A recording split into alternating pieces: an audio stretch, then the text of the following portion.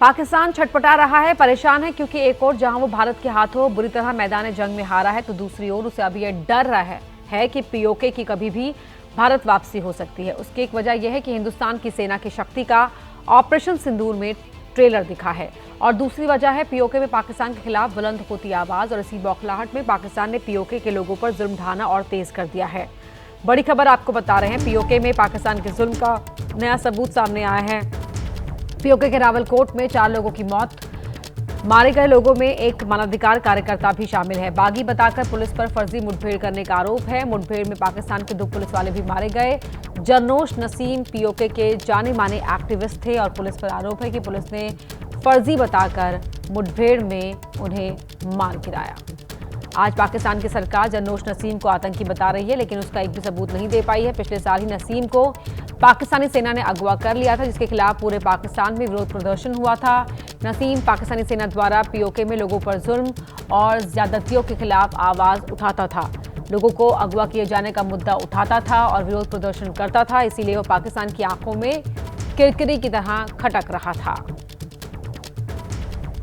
तो पीओके में पाकिस्तान के जुल्म का एक नया सबूत सामने आया है, जहां बागी बताकर फर्जी मुठभेड़ में सोशल एक्टिविस्ट को मार गिराया गया है। 4 लोगों की मौत हुई है। 2 पुलिस वाले भी यहां मारे गए हैं इस मुठभेड़ में। पाकिस्तान के पीओके में जो लोगों पर जुल्म हो रहा था सेना की ओर से, उस जुल्म की आवाज बनकर, उस जुल्म के खिलाफ आवाज बनकर जरनोश नसीम विरोध प्रदर्शन किया करता था। वो एक सोशल एक्टिविस्ट था और उसे बागी बताकर पुलिस ने फर्जी मुठभेड़ में मार डाला।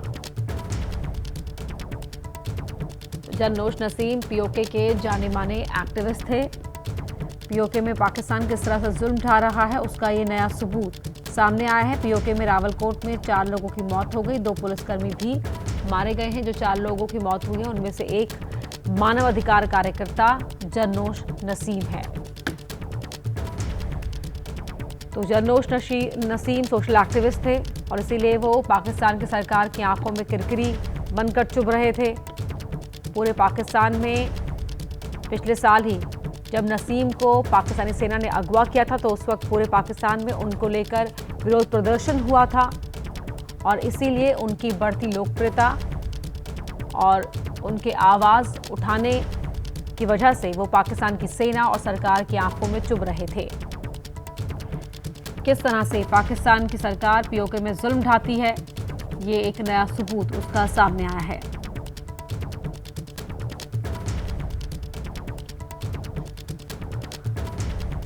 तो बागी बताकर पुलिस पर फर्जी मुठभेड़ कर देने का आरोप है।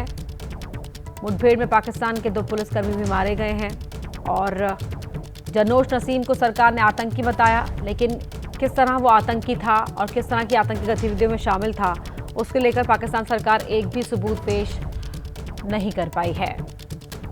पिछले साल ही नसीम को पाकिस्तानी सेना द्वारा अगवा कर लिया गया था, जिसके खिलाफ पूरे पाकिस्तान में विरोध प्रदर्शन हुआ था।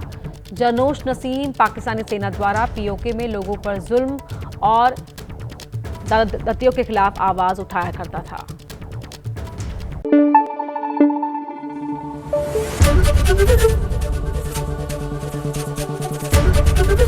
एबीपी न्यूज आपको रखे आगे।